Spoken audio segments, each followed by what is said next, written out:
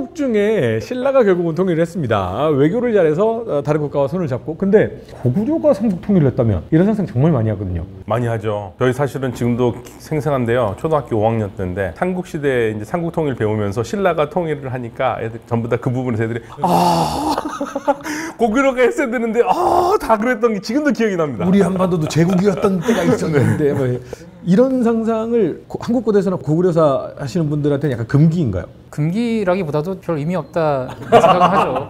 어차피 지난 일이고 어차피 만약인데 뭐 만약 이야기를 해서 뭐하나 그런 생각은 하는데요. 이제 사람들이 그런 질문을 이제 하기도 하니까요. 네네. 상상을 하기도 하고 그러고 나서 조금 근본적으로 생각해 보니까 이게 재미있는 주제인 것 같아요. 왜냐하면은 고구려가 영토로 했던 지역이 한반도 한 중북부 지역하고 또 압록강 북부의 만주 지역을 포괄하는 지역이거든요. 이 지역이 사실은 우리가 보통 한국사라고 하는 범주에서 이야기를 하는데 그 이후에는 고려로 들어오고 조선으로 들어오고 하면서 사실상 압록강 북쪽하고는 압록강 남쪽의 역사 정치체하고는 좀 단절이 되거든요. 그런데 이 양지역 압록강을 대체로 경계로 해서 이 남북 지역은 사실 식생도 그렇고 민족적인 구성도 그렇고 상당히 좀 다른 면이 있어요. 그렇죠. 네, 분명히 다른 면이 있습니다. 그래서 이 넓은 지역을 포괄하고 있던 고구려는 사실은 굉장히 다양한 민족이라든가 영토라든가 이런 환경을 포괄하고 있던 국가의 성격이 있었던 거죠. 그러니까 만약에 고구려가 어떤 영토나 이런 그 다양한 종족들을 다스리는 시스템, 방향을 가지고 한반도를 만약에 차지하고 만주 지역까지 오랫동안 통합한 상태로 유지가 됐다면은 사실은 같은 국가 내에서 오랫동안 유지가 되는 동안은 서로 이제 동화되고 영향을 굉장히 많이 미치게 되거든요. 그것이 나중에 그 후대에 어떤 영향을 미쳤을까라고 하는 점은 굉장히 재밌는 상상이긴 하죠. 근데 또 한편으로는 이건 뭐 저의 그냥 상상이지만 중국 북방에 있었던 여러 그 민족 집단들이 있잖아요. 뭐 이를테면은 뭐 돌거리라든가 뭐 흉노라든가 혹은 뭐 이제 말씀하셨던 딱 정의내기를 어찌 여진족이라든가 거란족이라든가 이런 인구 집단이 사실 중국을 정복했던 적도 있어요. 근데 사실상 지금 이 시점에서는 그 인구 집단의 직접적인 후손이라고 할 수 있는 어떤 정치체나 어떤 분명한 집단이 남겨져 있지는 않잖아요. 그런 측면에서 만약에 고구려가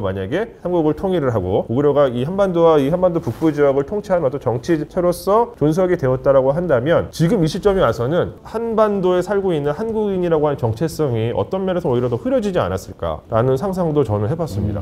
아무래도 고구려가 더 그 백제나 신라보다는 더 국제적인 나라라고 봐도 되죠. 여러 좀 지금 우리 한국 사람이 쓰는 말이라든지 좀 비슷하지만은 다른 말들이 많이 있었던 그런 걸 다 지배를 했었으니까. 아마도 고구려 내에서 쓰는 언어가 과연 한 가지였을까? 저는 그렇게 생각하지는 않거든요. 그 안에서 이제 말갈이라든가 그리고 아마 과거에 이제 그 중국의 한족 한인들이 그 요동 지역에 그대로 살고 있었는데 그 사람들이 과연 자기 말 다 버리고 원래 고구려인들이 쓰던 언어로 다 바뀌었을까? 그렇게 생각되지는 않아요. 어쨌든 자기들 문화나 자기들 전통을 그대로 유지하고 있는 사람들도 상당수 있었을 거다. 그렇게 본다면은 사실은 신라나 백제가 국가를 운영하는 거하고는 고구려는 좀 다르죠. 다양한 다문화를 또 운영해야 되는 어떤 실체다 보니까 그런 국가가 나중에 우리가 생각하는 뭐 고려나 조선 뭐 이런 국가가 가지고 있는 어떤 자기들 내부에서 어떤 결집 혹은 뭐 자기들 뭐 내부에서 어떤 동족 의식 이런 거하고는 사실 좀 생각이 많이 달랐을 것 같아요. 마인드나 이런 게. 저는 꼭 이걸 뭐 민족적인 관점에서 접근하자고 하는 이야기는 아닙니다. 고구려가 뭐 통일했으면 뭐 어디까지도 확장했을 거다 뭐 이런 확장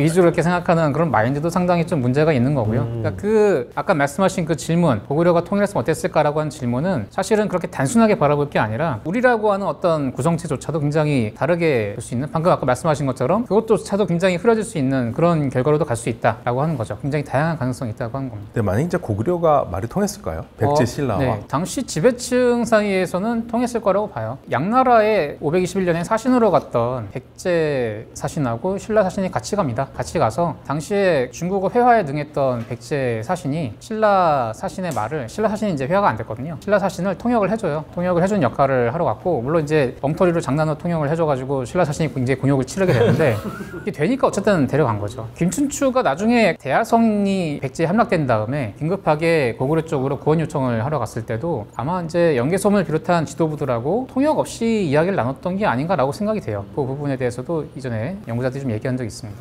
저는 선생님한테 여쭤보고 싶은 진짜 질문이 있는데 그러니까 아까 저희가 이제 고구려가 통일을 했다면 이라는 어떤 역사적 가정 가지고서 이제 질문을 드렸었잖아요. 이번에 조금 더 역사학적인 질문을 제가 드리고 싶은 것이 그렇다면은 왜 고구려는 통일을 하지 못했을까? 한국을. 흔히 그 정도의 군사력과 그 정도의 힘이었으면 할 수 있었는데 안 했다라는 관점도 있잖아요. 그리고 저는 이제 진짜로 할 수 있었을까? 그 부분도 좀 여쭤보고 싶습니다. 할 수 있는데 놔둔 게 아닐까? 뭐 그런 이야기도 있었는데 그게 좀 약간 허황된 이야기인 게 할 수 있었으면 하는 게 국가 입장에서 훨씬 이익이었다면은 당연히 하죠. 정치를 한다고 하는 거는 사실은 10년 뒤를 내다볼 수 없는 거거든요. 고구려는 이제 중국 왕조가 저기 버티고 있고 이 정세가 어떻게 바뀔지 모르는 상황에서 남쪽을 만약에 쳐서 자기들이 다 차지할 수 있다면은 그거야말로 중요한 기회고 다시 오지 않을 수도 있는 그런 문제인데 가능하면 쳐서 뺏어야죠. 그래서 실제로 고구려 같은 경우는 장수왕 때 백제 같은 경우 이제 한성을 함락시키고 남쪽으로 이제 웅진 지역까지 밀어내고 신라 같은 경우도 자기들 영역하에 두면서 계속해서 고구려에 복속시키고 더 나아가서 영역화하려고 하는 야심을 분명히 가지고 있었던 것 같습니다. 그 부분은 기록에도 분명히 드러나요. 그 과정에서 백제가 신라하고 손을 잡고 적극적으로 대항하기 시작했고 고구려도 당시 중국과의 정세를 보면은 북이라고 하는 국가가 들어서면서 서로 전쟁을 하진 않았습니다만 굉장히 강성한 국가였기 때문에 남쪽으로 전력을 기울여서 내려가기가 좀 어려운 상황이었어요. 그런 복합적인 상황이 있었기 때문에 못 내려갔던 것이지 사실 여유 있게 그냥 뭐 언제든 먹을 수 있지 하면서 바라보면서 구경한다? 그거는 현실 정치에서는 있을 수 없는 일이죠. 그럼 그 말씀은 그러니까 애초에 고구려가 그 당시 4세기, 5세기 동안 갖고 있었던 국력은 남쪽에 백제와 신라가 연합을 해도 사실 버티기 어려운 정도의 국력이었는데 예컨대 이제 고구려 같은 경우는 전선이 남쪽과 북쪽에 양쪽에 있었기 때문에 전력을 남쪽에다가 집중시킬 수 없었고 그 과정에서 백제와 신라도 연합을 했었기 때문에 통일하지 못했다 이렇게. 네네 보통 그렇게 많이 봅니다.